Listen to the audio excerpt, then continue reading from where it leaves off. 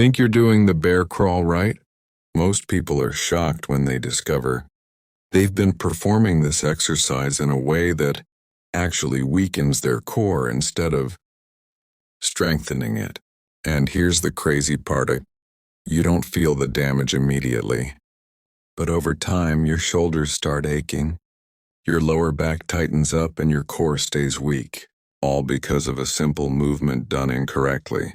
So stay with me, because in the next few minutes I'm going to teach you the real, proper way to perform the bear crawl, the version that athletes use to build insane core stability, coordination, and full body control. Before we fix anything, we need to expose the mistakes. And trust me, almost everyone makes them. The first mistake is lifting the hips too high. When your hips are sticking up like a small mountain, you instantly shut off your core and turn the movement into something completely different. The second mistake is letting the knees float too far off the ground. If your knees rise more than a couple of inches, the exercise loses its intensity and your core simply stops working. Another big mistake is heavy, loud steps, stomping the feet and slapping the hands on the floor. When the floor can hear you coming, it means your legs are doing all the work and your center is asleep. People also overreach with their hands, stretching too far forward and dumping all the pressure into their shoulders. This not only ruins the posture, but also makes the exercise feel painful and unstable. And the last most common mistake is rushing. Moving too fast turns the bear crawl into a chaotic scramble instead of a controlled strength exercise. Every one of these errors makes the bear crawl less effective and sometimes even harmful. But here's the interesting part. All these mistakes connect to one single problem you probably never thought about. And when you fix that one thing, everything else falls into place. So what is that one thing? I'll give you a hint. It's not your shoulders. It's not your legs. And it's not your breathing either. The real secret lies at the center of your body and your foundation, or the thing that keeps everything stable. If you can guess it, good. If not, don't worry. Because once this clicks for you, the bear crawl will feel like a completely different exercise. Think of a skyscraper. No matter how tall it is or how fancy the architecture is, if the foundation is weak, the entire building becomes unstable. Your body works in the exact same way. If your core, your foundation, isn't activated, every other muscle has to overwork. That's why people feel their shoulders burning or their lower back straining during a bear crawl.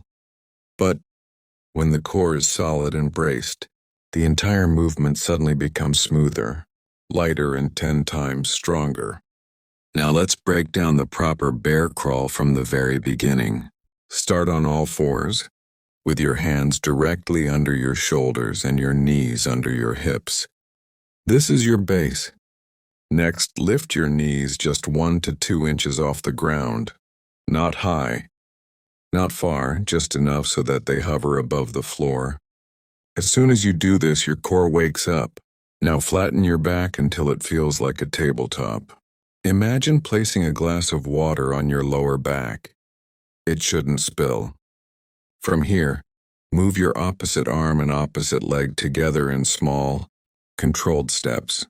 Right hand moves with left foot. Left hand moves with right foot. Keep your hips low and steady, not bouncing or swinging from side to side.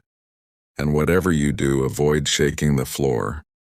Your steps should be soft and quiet. The quieter the crawl, the stronger the control. Most people think they're performing the bear crawl correctly, but their form tells another story. The wrong version is loud, unstable, and unbalanced, and with hips lifted too high, knees floating unnecessarily far from the floor, and big, sloppy steps that overload the shoulders instead of engaging the core. The spine arches or collapses, the body rotates wildly, and the entire movement becomes a noisy scramble. In the correct version, the body moves like a single unit. The knees hover close to the ground. The back stays firm and flat like a tabletop, and every step is small, smooth, and controlled. The hips remain steady with almost no rotation. The core stays tight and braced, and the movement becomes quiet and efficient. This is when the bear crawl transforms into a powerful full-body exercise that builds real athletic strength. Once you understand the basics, it's time to refine your control. One of the best tools is the water bottle test. Place a small bottle on your lower back and try crawling without letting it fall. If it stays in place, your core and hips are perfectly steady. Another great tool is the silent crawl challenge. Move forward without making a single sound. Silence means perfect control and full engagement. And finally, use the breath lock technique. Take a breath, exhale halfway, and brace your core firmly. This stabilizes your spine and keeps your torso locked in position. Once you feel confident, you can try advanced forms like the reverse bear crawl, where you crawl backwards using the same opposite arm, opposite leg pattern. This challenges different stabilizer muscles and improves coordination. You can also try lateral bear crawls, moving side to side to activate your obliques. And if you really want to test your strength, pause after every few steps and hold your position for 2 seconds. This kills momentum and forces your muscles to work harder to bring everything together.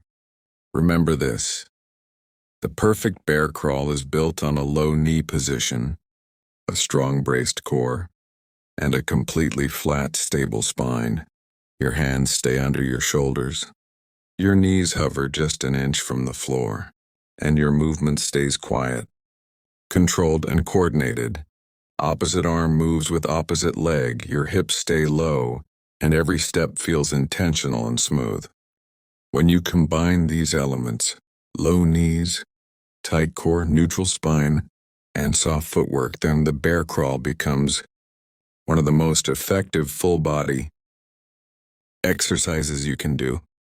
Right now, I want you to try 10 slow, perfect steps forward and 10 steps backward using everything you just learned. Feel the difference.